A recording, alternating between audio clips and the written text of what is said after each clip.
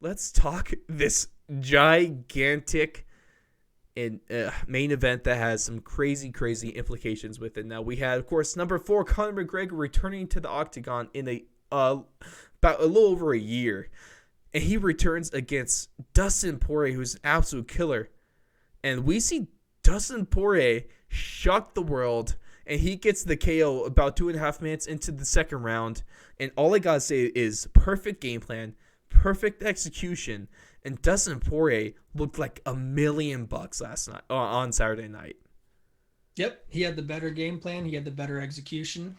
It was a really close, a closer fight than a lot of people are really giving Conor credit for. Mm-hmm. I mean, even It Dustin's wasn't. press conference, Well, he it wasn't a said blowout. he flashed. He flashed me.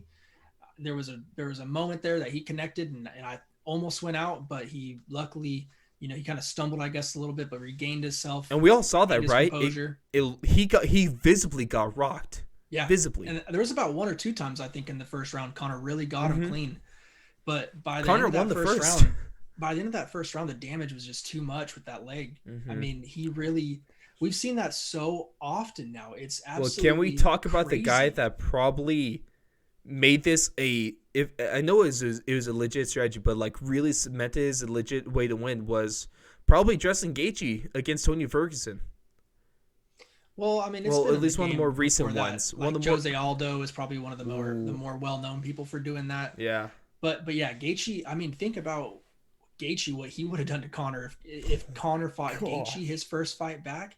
He would have chopped his freaking legs down Dustin Poirier has like great leg trees. kicks. Justin Gaethje probably has the best kicking game in that division. So, Yeah, so I mean, it showed a gaping hole in McGregor's game, which is surprising to me because I usually he's thinking all kinds of different ways to win and release this defend. game. John Kavanagh's one of the best coaches in the fight game.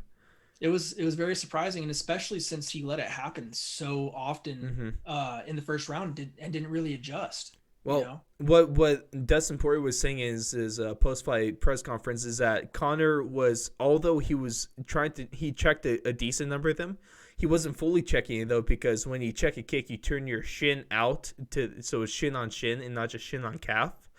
But he wasn't turning his leg enough, so he was still connecting shin to calf for most of the time. mm-hmm. Then that calf muscle sucks because, unlike a thigh, the swelling doesn't really have anywhere to go on it, so it just balls up and is extremely painful. It was visible. I mean, Conor was walking around the crutch after the fight. Right. And even Kavanaugh said it wasn't even really the muscle.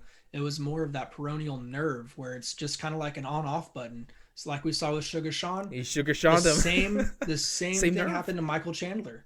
So I mean, it's Conor just McGregor. Michael Chandler Oh, against sorry. Primus. Oh, sorry. Yeah. So Excuse me.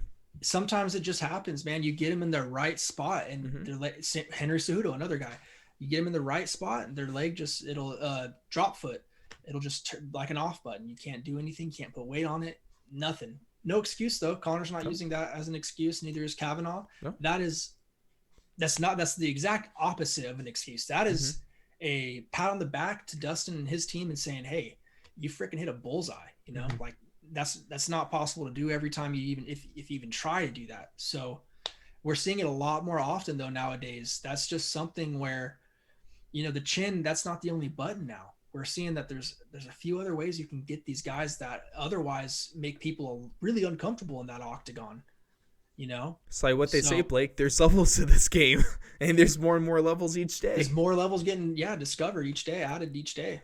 And then you kind of talked about excuses. A lot of people went to call this an excuse, but it's not an excuse. It's just a good reason. Now, there's a very fine line between giving an excuse and giving a reason as to why you lost. We can agree on that. There's a fine line. But Conor went out and he admitted that it didn't help that he was away from the octagon for so long. And obviously that didn't help because it was a lack of adjustment and the lack of reaction time is what he was saying. And that's, I mean, you can punch a bag, you can punch bags, pads and kick stuff all the time and spar, but there's nothing that really actually replaces what you do inside the cage. That's actually exactly what Kavanaugh was saying on Ariel Helwani's show today. It was phenomenal. It was a really good interview. If you have the chance, check it out. Of course. He was saying, I mean, yeah, sure, we practice those kicks. It's not like we don't practice, checking those and all that. But when you're practicing, what are you doing? You're wearing shin guards, his shin's guarded, your shin's guarded. So you might build up this false confidence, like, I can take that a little bit. Whereas when one good one of those hits you in a real fight with no padding on, that could change the whole freaking fight. Just one. Now, he probably took about, I'd say 3 at least. 3 good ones. Phenomenal leg kicks that just immobilized him. They sounded bad, man. And he had a couple where he was dodging them and he checked a couple, but it wasn't good enough. He needed to treat that with a sense of urgency. I mean, that right there was all she wrote. Those leg kicks, really.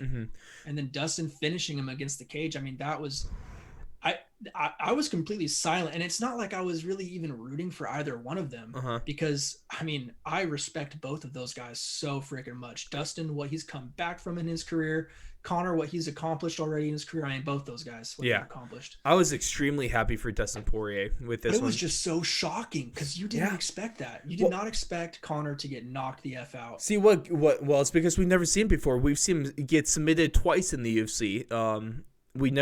And those were his only 2 losses. We never seen him get knocked out. And what that kind of reminded me of, Blake, is a guy that I've never seen get knocked out in the way that he did, at least, was going back to the part 2 of Stipe and Cormier, when Stipe landed that nasty body uppercut, and then he finished Cormier against the side of the cage, and we just see Cormier just, kind of fall down against the cage. Right. I've never seen that from him before. I've never seen like a guy like Daniel freaking Cormier to get pieced up like that. Never seen Conor McGregor get pieced up like that. So it's crazy. MMA is a crazy game, man. It's a crazy sport. God bless MMA. I love it so much, but that's kind of a breakdown. But